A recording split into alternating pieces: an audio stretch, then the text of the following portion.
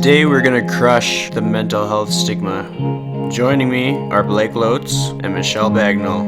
We're going to get real. We're going to talk it out. I want to welcome you to episode 25, the mental health edition of the Lifestyle Chase.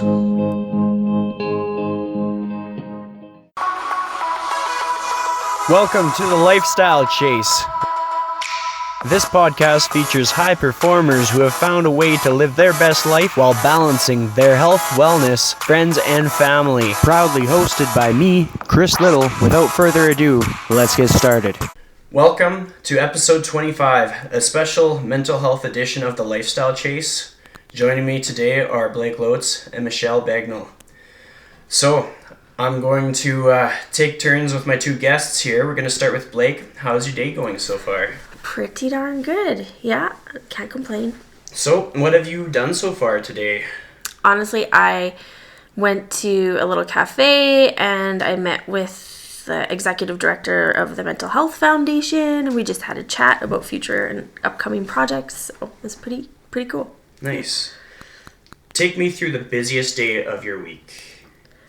I think today is the busiest day of my week. Yeah, I had an appointment this morning, then hanging out with you guys, and then I'm off to actually see my own psychiatrist after. So yeah, today is pretty much my busiest day. For my own mental health, I don't really do super busy stuff, but this is my max busy. Yeah, makes sense. Makes sense. All right, Michelle, it's your turn. Okay. I had a really good day today so far. In terms of my busiest day throughout the week, so right now, my month's kind of shifted a little bit. So for the last 6 months, I've been full-time nursing, and I do evenings. So I usually work 3:30 to 11:30, and every single morning I wake up, I meditate, then I do my online coaching with my clients for a couple hours, and then I go and nurse. And I've been really lucky this last month to shift back into online coaching full-time. So yeah, that's what I've been doing this morning. I woke up, meditated. That's how I always start. And then just kind of set my intention for this podcast and what I want to share. And yeah, that's cool. Perfect. So this podcast is going to be a little bit of a different format than most of the others. And we're going to be talking about a lot of different things. And I thought the best way to kick it off is to speak to something that resonates with how important mental health is to me. This is a story about my aunt that she died by suicide when I was 8 years old. And actually on my phone, I'm going to pull it up. I have a letter that she wrote to me in March of 2000. It came with 10 pages, and I only have 2 pages left, which I got my mom to scan and email to me not too long ago. So I'm going to read it. This is page 1. Dear Christian, I sure liked your letter. It was filled with good, happy news. I think it's great that you are a good skater now. I am glad that you are a good student in school and you play the piano so well. 7 hours is a long time to read. Keep stopping those soccer balls. Darn those grade 3 students who keep making you start over. Do the meals by moms make it easier to stand the 2 math periods? You have good teeth from brushing them. It is very special to be student of the week. I want to come see you riding your bicycle in the spring, if my doctor will let me come for a visit. Do you know what? Your cousins loved the Saturday morning cartoons when they were your age. They still like the cartoons even now, too, when they are older. And now the other page I have is page 3. So she starts off by saying, and there are no slivers to get my fingers in. Right now, the men have built 45, so she's talking about picnic tables that the men build and then the females paint them. She says we have to paint each a dark brown color. Wednesday morning and Wednesday afternoon are just like Monday. I go to the gym in the morning and also to the greenhouse in the morning and the afternoon. Thursday morning I have a meeting with a lady that helps me work on problems I am having. Thursday afternoon, I go back to the greenhouse again. Friday morning, I go to the swimming pool, and Friday afternoon, I go back to paint some more picnic tables. On Saturday and Sunday, I can sleep longer in the morning. I can watch TV, but they won't put it to the cartoon channel, doggone it. I can wash my clothes. I can go on a walk outside. On Sunday at supper time, usually Uncle Francis and your cousins come to visit. They bring food like A&W Kentucky Fried Chicken, pizza, and then that's the end of that letter. And something really special about my aunt was whenever we had a Christmas gathering or any kind of like a family gathering, she would beeline straight for me. I'd be playing Lego, I'd build something, she'd come talk to me about how I was building something. She was always a big cheerleader in just everything that I did, as you saw in the letter. So that letter was from March 2000, and she died by suicide April 6, 2000. So I just want to talk about her legacy. As an 8-year-old kid, not really understanding what this meant, what this looked like, what mental health was, how to be healthy, what unhealthy looked like, and all those things. You have so many questions, and obviously it's stuck with me and still sticks with me. And her legacy speaks to the moments that I've seen her in my life. Like, she was a cheerleader in the biggest way. My cousin, he actually did a Fringe Festival performance. It's entitled With You, and it's in the Fringe Festival 2016. So if you look up Sean Palia, you'll be able to find it on YouTube, and it speaks to his experience with her passing. Middle of an Oilers game, and they're losing, and she was relentless. Like, she was not going to have it. She was not going to just let people sit down and not cheer for their team. So she was like, go, Oilers, go. And like, she just kept going until finally everybody was just so scared that they had to cheer. And it stands out. Like, how many people can actually be that positive? So I thought about this podcast, and I think about mental health, and I see all those billboards and all the Bell Let's Talk stuff, and I'm like, how many people can personify mental health? Like, how many people can really like look at just anybody and understand how real and how like there and here and right now mental health is? Because a lot of people know me for my positivity, but I don't think a lot of people understand that I was impacted by a close family member's struggle with mental health, and I am still impacted by a close family member's struggle with mental health. Because my aunt had 2 kids, and one was her son who did the act in the Fringe, and the other is her daughter who has been battling bipolar for 10 years and continues. And on her Facebook, she put out a pledge to donate towards a suicide support line, and it's just like, this is happening right here, right now. And I think about what can I possibly do? And honestly, if I rack my brain, I have a voice, I have people that can magnify it, I can speak to my own experiences, I can share why this means so much. Like, I have a purpose, I have a role, and so it's my pleasure to be joined by Blake and Michelle here today. And without further ado, I'm going to pass it on to Blake. Okay, that was a really awesome story. So, do you just want to know my story then? Yep. Okay. Oh, my story's long, but let's do the abbreviated version. When I was 10 years old, I was being like super, super bullied in elementary school. Very abusive group of girls, just horrible to me. So when I was 10 years old, that was the first time I thought of suicide. There's these group of girls, they were physically surrounding me in a pool, yelling things at me, and I remember consciously for the first time at 10 thinking, like, if I could just drown myself here and it would all be over. And that was kind of the start of a bit of my mental health journey. But at the age of 14, I got really, I started having really obtrusive thoughts, really bad anxiety, worrying all the time, worrying so much that I couldn't get out of bed. I spent the entire summer in bed and in my room, and unable to get out of the room. And I was super sick, super sick. And thankfully my mom had, not thankfully, but like because of my mom's own experience with depression and anxiety, she recognized the symptoms that I was experiencing. And so she decided to take me to our family doctor. So this was 1994. So my mom took me to our GP, and my GP said, yes, like, you are very sick. You have depression, severe depression and anxiety. And so he prescribed me Prozac and sent me on my way with a prescription. And from there,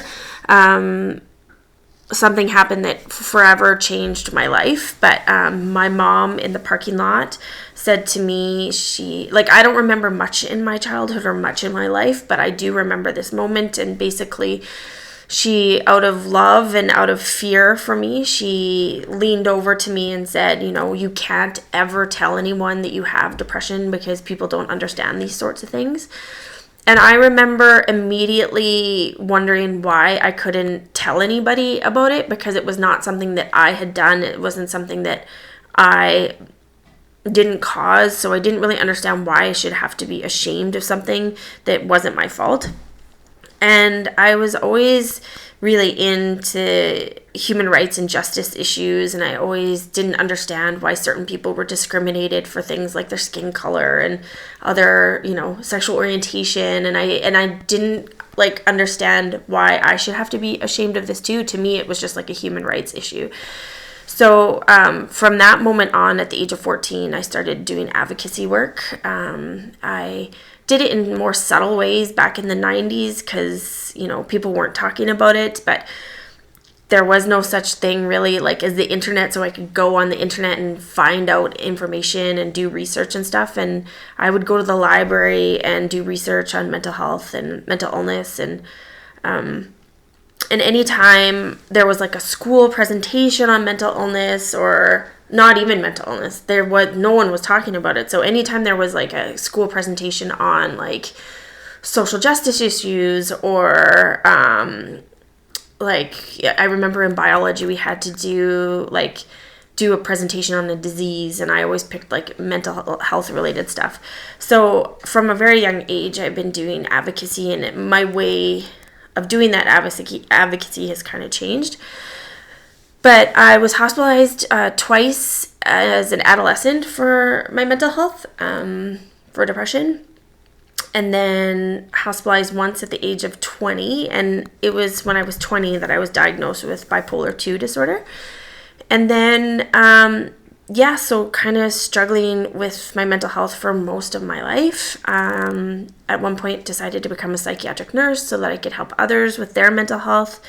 And then during that time, had really discovered my love for photography, and that photography was the one mindful activity that I had in my life. And so I started doing photography and photographing people, and then left nursing to become a full-time photographer, and had always dreamed of taking photos of people with mental health issues and telling their stories. So I kind of dreamed for I think it was 14 years of this project that I really wanted to do. And then August 11th, 2014 was the day that I kind of decided to do it, because that was the day that Robin Williams died by suicide. Robin Williams was my hero, and part of the reason why I was able to succeed in life was because I knew that he was. And when I was a kid, when I was 14 and doing research about people with mental health issues, I discovered Robin Williams and how he has bipolar disorder. And I felt like if he had bipolar disorder and could be successful, then I could too. So when he died by suicide, I was my world kind of was shattered for a while. And while it was really sad that he died, the world kind of changed that day, and people finally started talking about mental illness on the internet, and everyone on Facebook was like, I have this, or my friend has this, or my dad did this, and blah, blah, blah. So that was kind of a huge watershed moment in my life and in the mental health advocacy world. And from that moment on, that's when I started taking photos of people with mental health issues and sharing their story. And then it'll be 2 years ago, 2 years ago, like I think February, March, that I almost ended my own life. I was very, very, very sick, the sickest I've ever been, and the closest I ever come to dying. And I was hospitalized for 2 weeks, and once I was discharged, I was put on a medication that has like revolutionized my life. And it's the first time, I think, in 23 years that I have been healthy or well. And in this 2 years, I started a mental health organization called We All Believe in You, which is basically a peer support organization for people with mental health issues. Mainly, the purpose of it is to create a community for those that are suffering, because mental illness is so isolating and people feel like freaks and they feel alone and that no one understands. And so We All Believe in You was started to address that issue and make people feel less alone. And it was kind of started with the portraits that I did, and did some shows and stuff with the portraits. But the real heart of the work comes from creating a community for people with mental health issues. So that's kind of where my story is. But yeah. Good. I like that. Yeah. Michelle, your turn. Okay. I love what you just said about Robin Williams. I just went to Tony Robbins last week, actually, and it was pretty profound. He did an exercise where he's like, I want everybody in the audience to raise their hand if they loved Robin Williams. And he's like, not like put your hand down if you like him. Put your hand up if you loved him. And it honestly was like 90-something% of the room. Yeah. And I want to cry, but he was talking about the mastery of fulfillment versus the mastery of achievement. And he's like, I want you to leave this room and I want you to study both. And he's like, you can look at Robin Williams, like anything that he said he wanted to do in life, he did it. Like, he wanted to be one of the best comedians. He wanted to have his own TV show. He wanted a Grammy. He wanted He got it. Cool. And then he got really like, this is where I, of course, because through my experience, he got really visual, and he's like, he hung himself, and then his wife and daughter found himself in the home. And he's like, what did Robin Williams master? Fulfillment or achievement? And so throughout that process of achievement, he kind of just compared fulfillment and what actually fills you and what actually, and so there's so many different perspectives with mental health, but I just thought that was like a very interesting way. Like, he did a lot of what perhaps he felt he needed to do. And like, I could kind of correlate that to a lot of my dad, and that's that story. So, same as you, my story is super long, but I'm going to try to shorten it a little bit here. So when I was my whole life, I was very shut off to mental illness. Like, I had a perception of it. I was always a very empathetic and understanding person, but it wasn't something that my eyes were extremely open to. University for the first time. So when I started studying mental illness, like, I really took it on, and I was like, oh, like, it kind of sounds like I could have this, or I could have that, or I felt like this before. And in university for the very first time, I was drinking, and I was hanging out with like a group of people that didn't really align with my values, but it was kind of what I felt like I needed to do at that age, because I felt like everybody at that age went out and they drank, and I felt super crappy afterwards. Like, it would impact me for not just like a day, but an entire week. And then I remember the summer, it was my second year of nursing school, I started working at a gym just part-time, and getting into movement and just kind of exposing myself to people who are a little bit more aligned with my values, and learning more about nutrition and meditation and yoga, and just kind of dabbling into that stuff. And I was like, wow, these things, like, they really make me feel good, and they really make me function at like a way higher vibrational frequency from day to day. And so that was kind of an interesting thing for me. And throughout my whole journey with mental health, I'm always kind of looking at it a little bit differently from other people because of how I was raised. So I was raised by a mom who told me that I can heal from anything from a very young age. And so that was my belief, like, very natural, very holistic. And when I would like fall off course in certain areas of life, she'd kind of get me to reassess, like, are you sleeping? Who are you hanging out with? Are you doing things that are aligned with what you love? And that always resonated with me. And sometimes it didn't. Sometimes I would have times and I'm like, I just feel low and I don't know why. And it would take me a little bit of time, or perhaps talking to a professional or doing different things to connect the dots and be like, oh, actually you went through this, and like, you just kind of kept going and put your head down and you didn't actually work through it. So That was my very first in university where I was like, I don't feel like myself. Maybe I'm depressed. Maybe I'm anxious. Maybe, and then also with nursing too, I was working in like a lot of psychiatric areas and had a very medical perspective of a lot of which is, I think that there's a super good benefit to that. And I think having both perspectives are really important. But I would just look at people from a medical perspective and not like, maybe you've been through a lot of trauma. Maybe you've struggled with addiction. Maybe you didn't have parents growing up. And then once I started to hear more stories of people who struggled, it was just different. There's such a spectrum of differences between each story, but I started to hear some commonalities in between each one. So I finished university. I always had like a very big passion for preventative health as well. So while I was nursing, I was kind of getting certifications for different things on the side. So my personal training, all of those. And that's kind of how I've always been called to help people. So even though I was working in a medical setting, I would always be utilizing those things as well and just seeing how many people I could help in that way.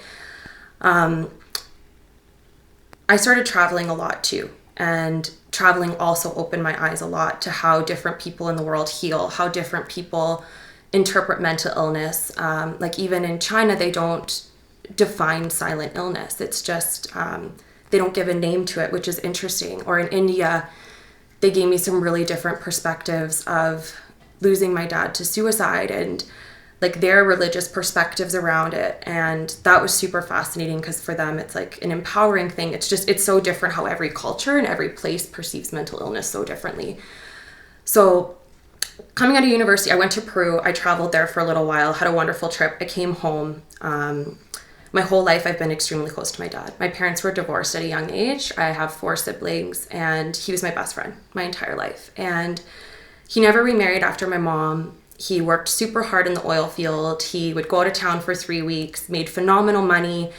At 58, he bought like his dream man cave cabin, like the absolute man dream, like 2 hours outside of the city. It was like, there's a huge shop. It was right on the lake.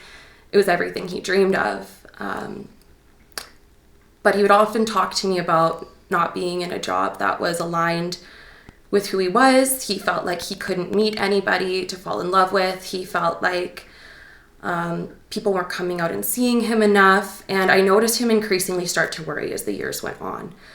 Then he was diagnosed with prostate cancer a year before everything happened. And for me, that was super hard to comprehend. That was probably one of the hardest things that I went through in life at that time. And I knew a lot about prostate cancer. I knew that the prognosis was not super extreme. And the doctor said, we're going to take out your prostate, essentially. And so once his prostate was out, he was fine. The cancer was gone. It was localized. But with a guy getting his prostate out, what happens is impotence and incontinence. And so my dad no longer had control over those things, which is something he obviously wouldn't be comfortable talking to me about, but it's something as a nurse that I know. And then he became really worried about just like death and health and everything. And he made some really positive changes, but still started to worry more and more. Then he was diagnosed with a hernia. And I was right before I left to Peru, he had hernia surgery. And I came back from Peru. He called me on the phone. I actually just listened to his voice messages the other day, and it's fascinating because he sounds so happy. And my dad, no matter what, like I didn't define my dad as being mentally ill. It wasn't like he was a worried dad in my eyes. I would have never been like, oh, this guy's negative to be around. He's low. Like he was so vibrant and he was so loving and he was so empathetic. It was just, I'm the luckiest person in the world to have the dad that I had. And so he called me and I got a voicemail and he's like, sweetie, I would love to see you. When you're done work, let me know when you can come out and drive out and see me. And I got a call from his work 2 days after that voice message. I was just like working full time and they're like, Michelle, your dad hasn't come into work for the last couple of days. And I kind of thought, like maybe he got the dates mixed up. Like I've never really heard of my dad not going into work. Maybe like I was thinking something with like his heart or after surgery. Like I just didn't know. And so I called my mom and we got in the car and we drove to his place. And I opened the side door and I went in and I found my dad after he hung himself. And it was just the craziest thing I've ever been through. And my mom froze for about 10 minutes and same thing. I remember, Blake, like I remember thinking, I can't tell people how my dad died. I honestly, there's such a, I'm like, the people wouldn't believe it. I'm like, do I say a heart attack? Like, what do I say?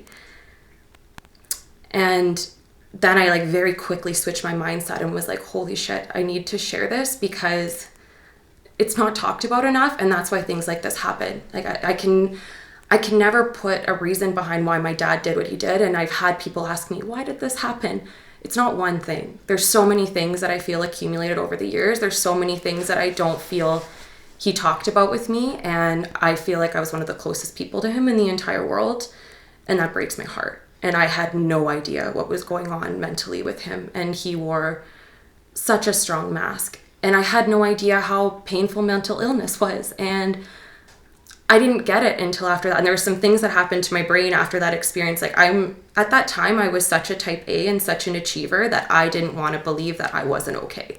And so I almost pushed like the other extreme to show people that I was super okay. Like I'm going to talk about mental illness and make this a good thing when it's like I was super mentally ill at that time. And it took me 6 months before it got super bad.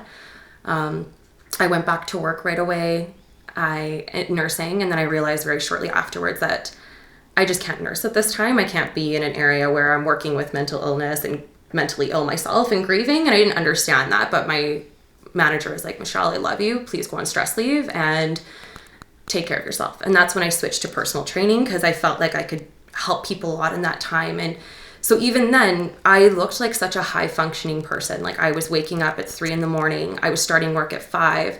I was personal training people until noon. And then I was going in my car crying for like 2 hours and then going back into work and then working out and training people till 9. And I did that for 6 months and then I broke down. Like it was not to anybody on the outside, but on the inside, I was just like you. And that's when I went to India. And that's when I got my yoga instructor training. And that's when I meditated for the first time. And it wasn't much. I just stopped. I stopped and I recognized that I wasn't okay. I took time to heal. And that was one of the most powerful things. So now I do online coaching and I have my own retreat company because I know how powerful that experience was for me. And I was just able to connect with other people while I was there and hear their stories. And a lot of people have been through similar things. And yeah, so that's my story. And it's always evolving and changing. And I heard something this morning that was kind of cool. It's a quote by Albert Einstein. He's like, if you can't put something simply, you don't understand it well enough. And I think it's taken me, this is in April, it'll be 3 years. And it's taken me so much time to understand what I went through and what he went through and how mental illness is so different for everybody and all the different faces and shapes and forms that it can take. But I'm getting there. And I'm really excited to be talking about it and a place where I can share it a little bit now. That's awesome. So good. Thanks. So that kind of reminded me of like the morning when I found out about my aunt and how she died by suicide. And it was just like being a kid, you wake up for breakfast, and I just kind of remember, like, as I said, like the letter was like a month before it happened. So I almost, in that moment that they gave me the news, my parents came to my room and they told me they had to tell me something about my aunt. And in that moment I was like, should I have written more letters? Because in a way I kind of felt like I was helping, like I was creating positivity. And being someone who is known for creating positivity today, like that could have impacted me to make me who I am. But it's just, you're a kid, you're 8 years old, you don't really understand, you don't know, like, was this a me thing, was it a her thing? Yeah. And then as I get older, like I talked to my mom on the phone when I was planning for this, and my mom was like, and you know, like this was something that she battled for years. She battled it before she had kids, and like my cousins are quite a bit older than me. Like they're well into their adulthood. They're, I think, at least 13 and plus older, and like she had a life of battling, and she had ups and downs, and it's just there aren't necessarily just straightforward answers, and it doesn't just take on one appearance or one outside look kind of thing. When she was younger, like growing up with my dad, because my dad's family was fairly big, and they grew up on a farm, and my aunt would relentlessly protect my dad, because my aunt was like the older sibling for my dad. He was the baby of the family. And like, I think my dad told me this story about how some chickens came after my dad, and she was like, nope, and just like charged for him. Or like, she was always protective. And just these traits that you look up to people with these traits. And so I think the most important thing about this podcast is like, we have people who have strong traits. We're known for our strong traits. We're in the fitness industry. We're on the fitness cover of Yeg Fitness magazine. Like, people know us for our strength, but all three of us have our times when we have our highs and we have our lows. And I can speak to that with utmost confidence. Like, I struggle with mental health, and I don't know what you would call it, but I believe that everybody does to some extent. I don't think there's anybody that I've had on the podcast that doesn't. I think it's just a matter of it looks different to everybody. And so I want to jump into 3 questions that we're all going to answer.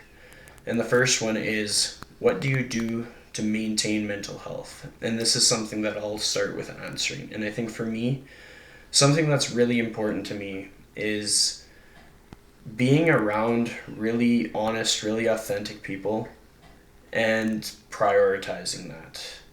And finding the things that are non-negotiables, like just the things that you need. So I have people that have been a huge impact in my life, and like, realizing that is empowering, because I'm like, okay, like, these people, they're here, they get to stay, like, I need them here.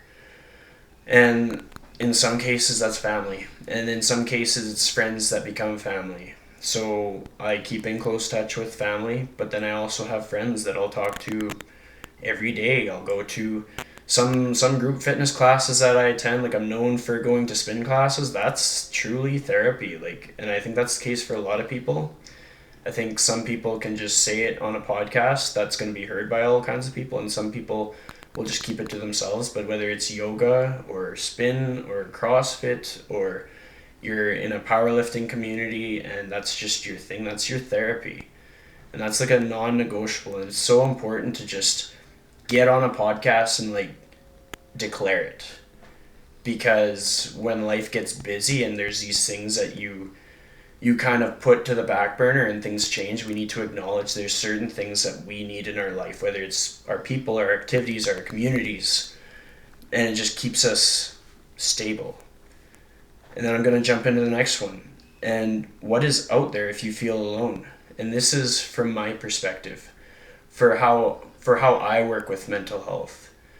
If I'm having a point where I am hitting a low, I have my established group of friends, like my friends that I know will lift me up, and sometimes I know that I just have to like get out of the house or do something that is, usually it's alcohol will not solve things. So I know when it's not a night to go out for a beer. I know when it's a night to just like go for a drive with a friend, and just to have that friend, and to know that there's so many people. Like, honestly, most of the people that listen to this podcast are probably willing to be that friend for just about anybody. Where you just drop everything, hop in the car, drive around for no reason, pick up the phone, talk for no reason, and just create space.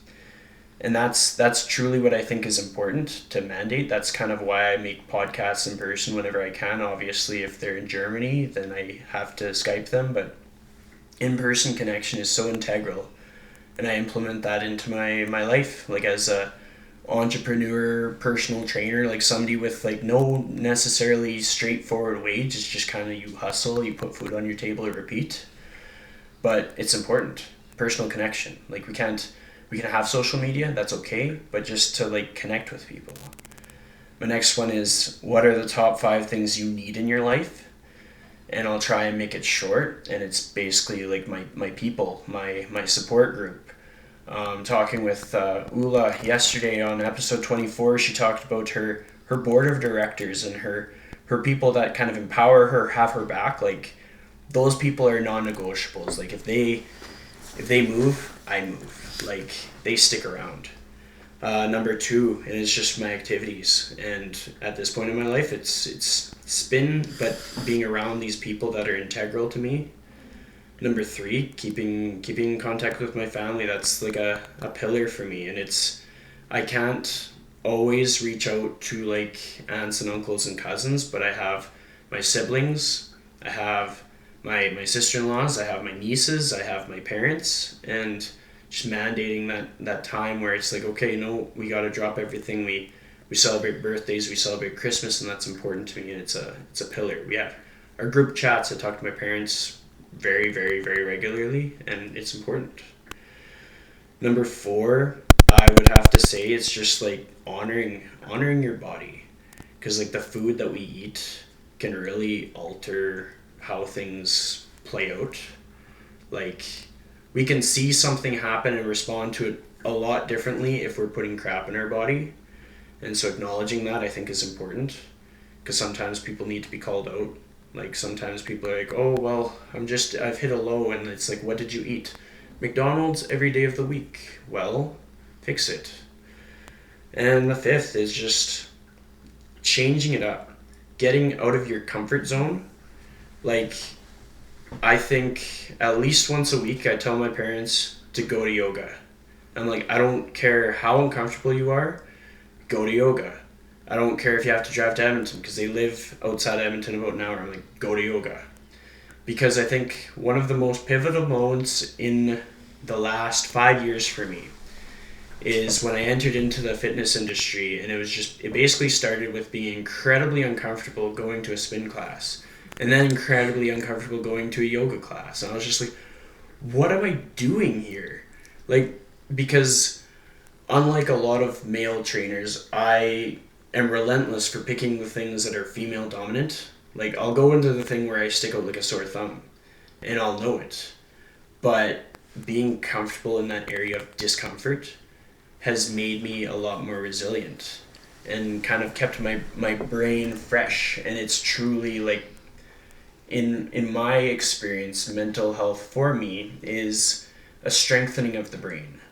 Because just like any other muscle, we train everything in our body, and it's not just bicep curls and the squat rack. Like, there's so much more to health, and it's rounded.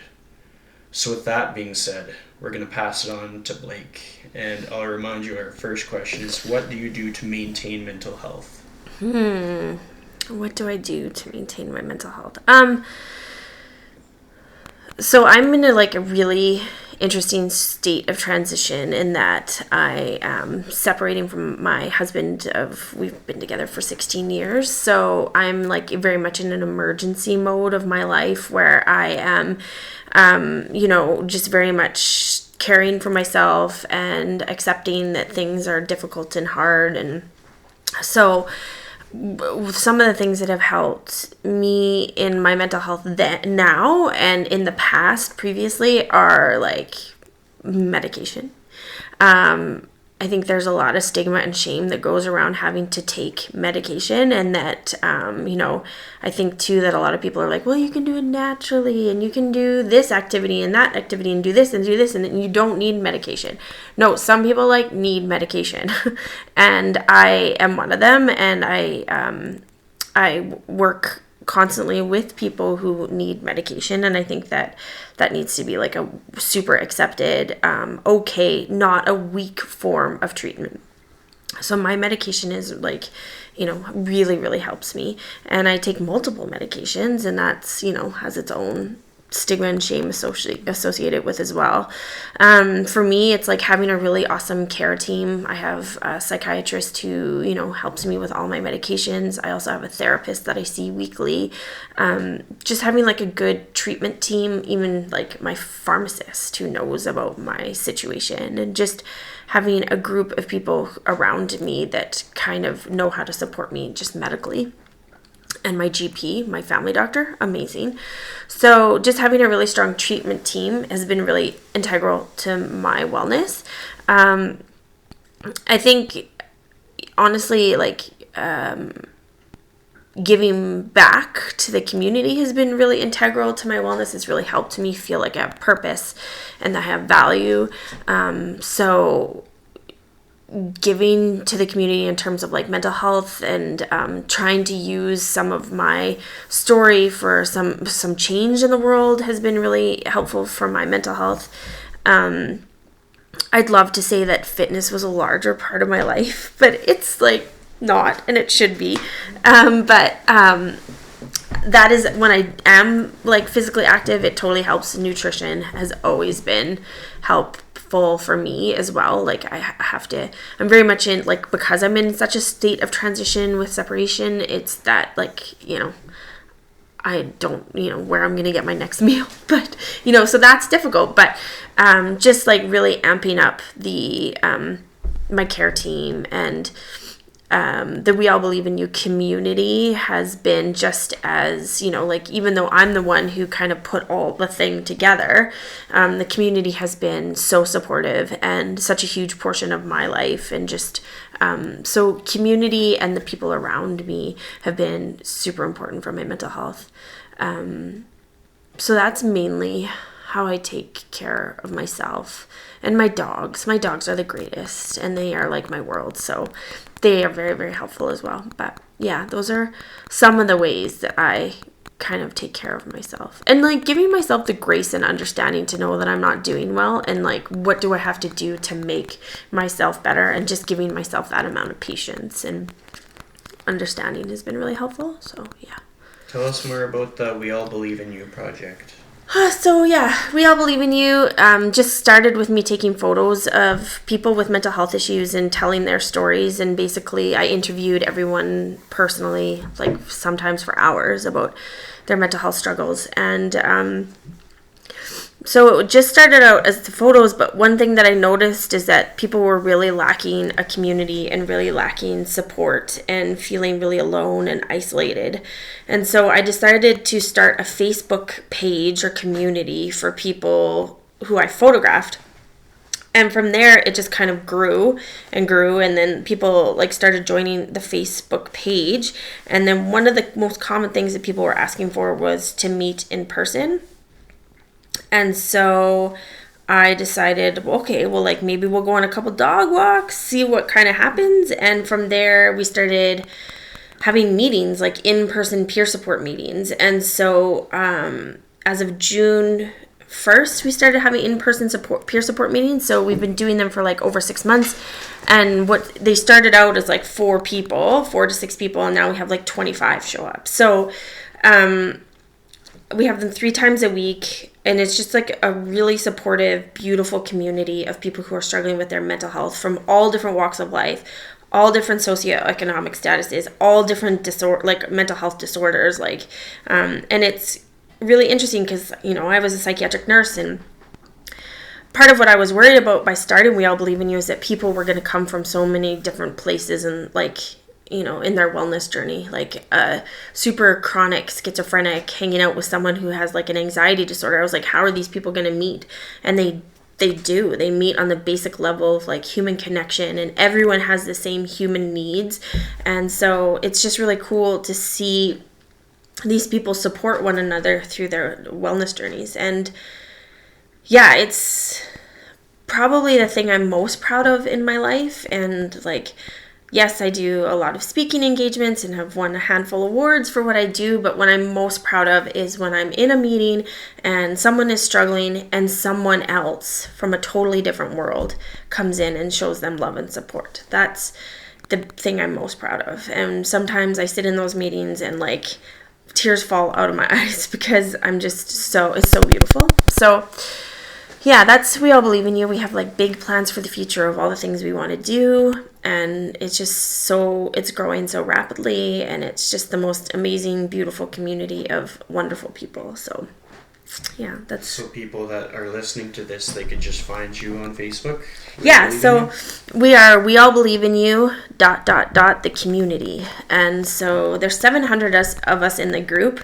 If you come to Wavy meetings, though, we have like a separate Facebook group. So for those people. But yeah, generally, Wavy kind of started its life on Facebook, which is part of the reason that I now have a relationship with Facebook, actually, like the big conglomerate, I've developed a relationship with them because of the change that we're doing on Facebook. So yeah, it's been pretty cool.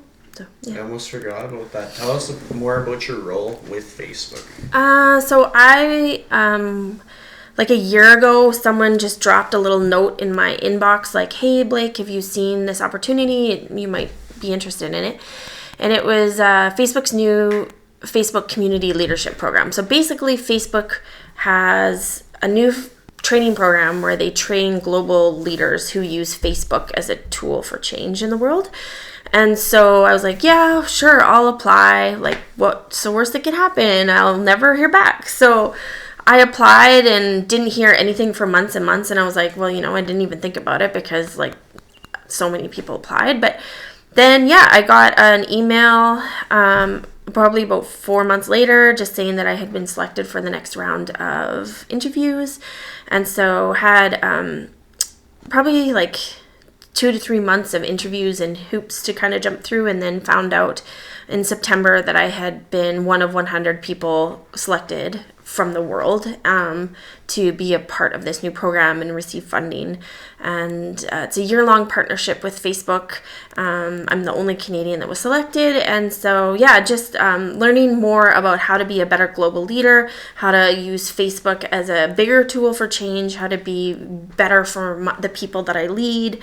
Funding helps, as always. And so just, yeah, going to Facebook in the Silicon Valley 3 times and, like, yeah, it's been wild.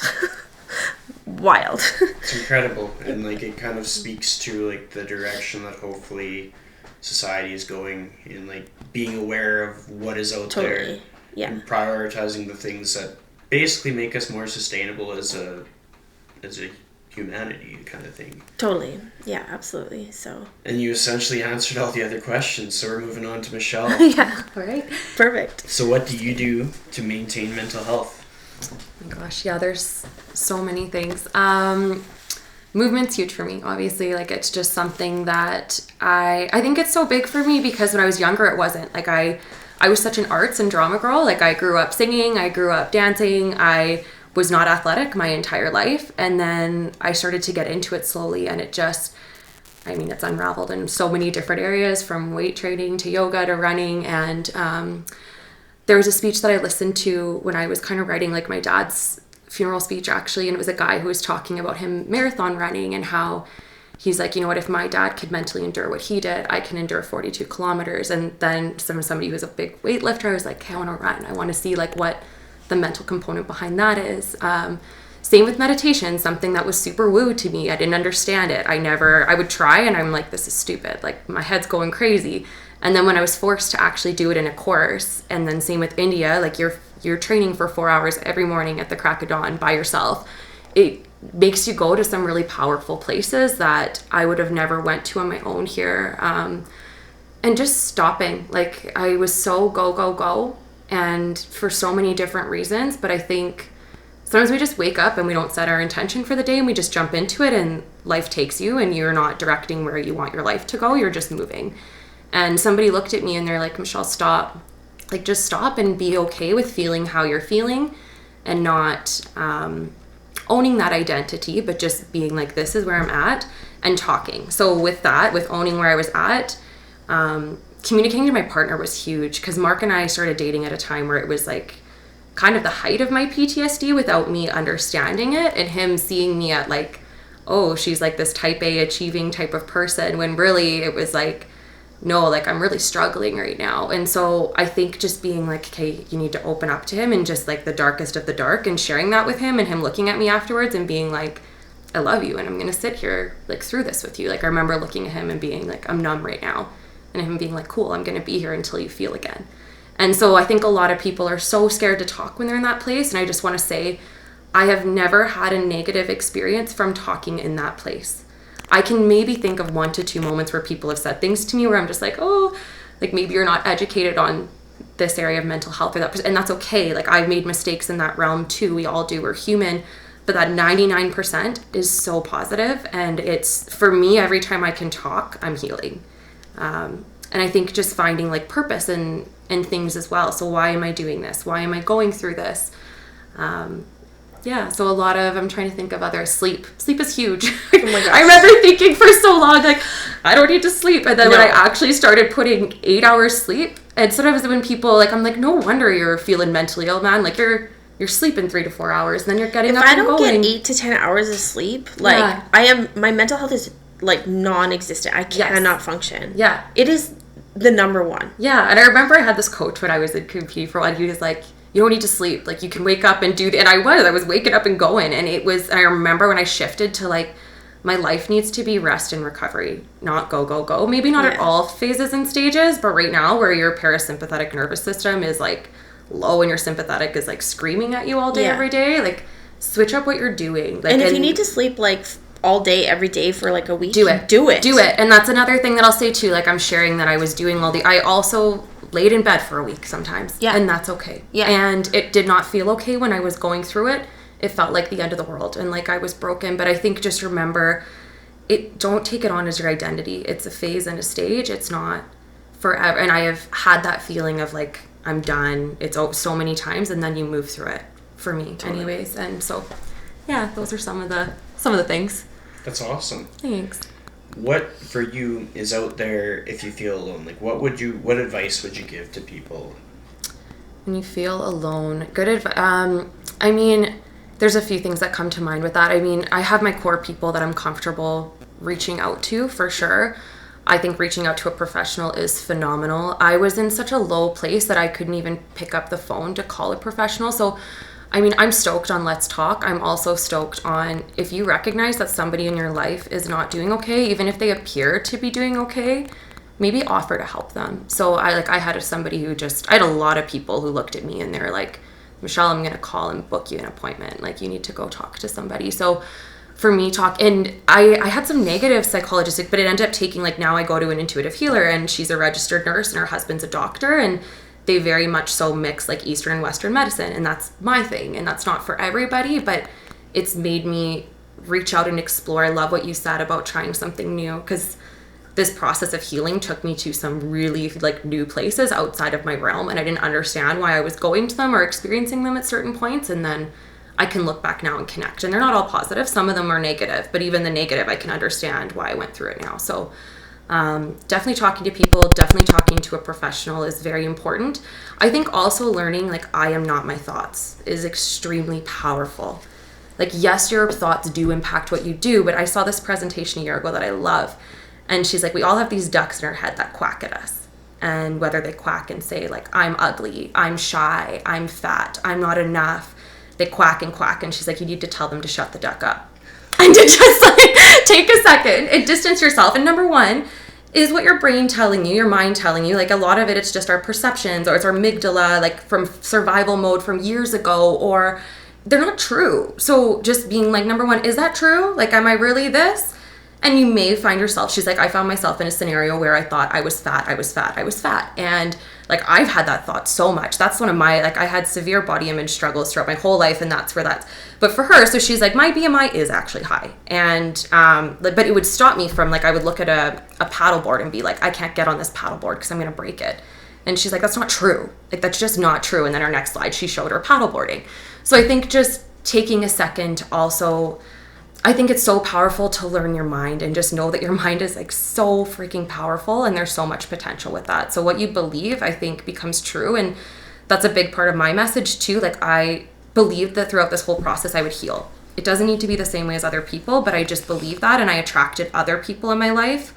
Like my doctor, he knew that I don't like to take medications. I'm not saying there's anything against medications by any means at all. I love that you touched on that, because it's important. There's so many people in my life I know that heal that way, and it's important. Like, it's important for people to say that. But for him, he kind of made a joke, and like, he's like, okay, pulled out his prescription pad and gave me climb Mount Kilimanjaro, because he knows I love to travel and climb. And for me, that was like, if somebody said to me at that time, like, oh, Michelle, you're really sick, you need this, maybe I would have went a different route. I don't know, and there's no right or wrong, but that's what I attracted, because that's what I thought I needed at that time, which was, for me, interesting. But it's awesome, and I think it's so important to, like, have the different perspectives. 100%. And I love the combination of perspective, because it's so important to feel empowered with both, whatever decision you make. There's no right, there's no wrong. And that's why I love hearing people's true stories, because you'll hear people who feel so strongly about so many different things, and there's no right or wrong. It's just that's their truth.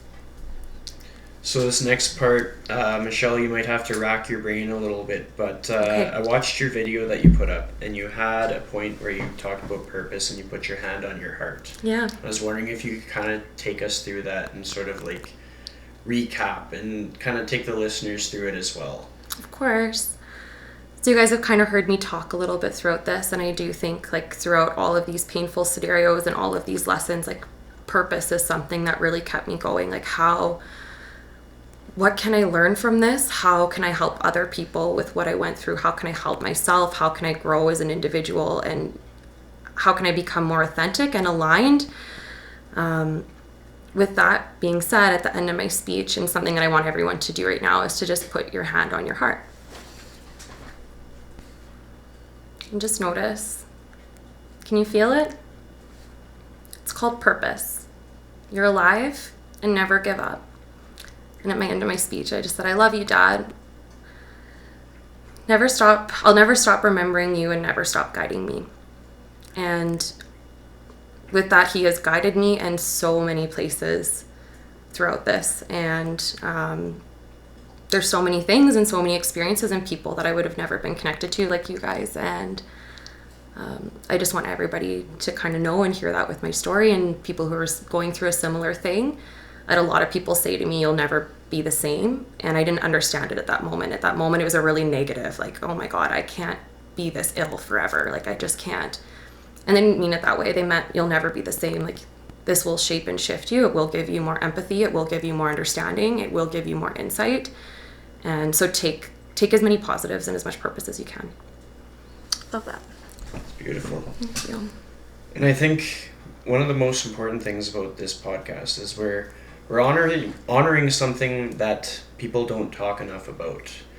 And we're getting a little uncomfortable. We're talking about things that we wouldn't share sometimes with a big audience, and that's the power of a podcast, because it's a safe space, and then inevitably it gets shared with people, and it empowers people, and people can listen to it in their own time, in their own room. They don't have to be around other people.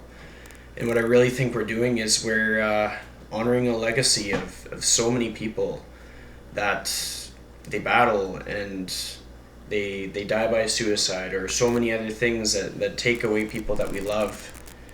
And I just hope that we can do justice to the people that we have lost and the people that are fighting the fight today. As a closing to this podcast, I always ask the same question on every episode that I have. So you'll answer it one at a time. If you could give one piece of advice on how to authentically live your life to the fullest, what would that piece of advice be?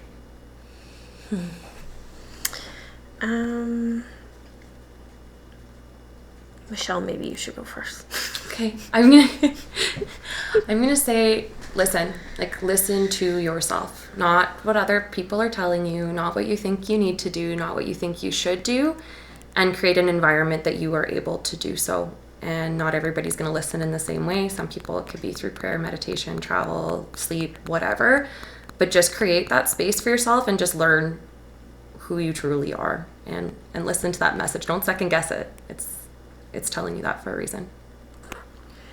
That's awesome. I think for me, hope has been a huge part of my life, and like clinging to hope when I had none, or not thinking that I'm worthy of hope, or so for me, my biggest piece of advice to anyone is like, when you are the lowest, when you think you have nothing, when you think you have no one, when you think you don't deserve to breathe, when you think you don't deserve to have a place on this planet, you don't think you deserve to take up space in this world, have hope that one day you will feel better, and one day you will come out of this season and be in a new season where you know you deserve those things.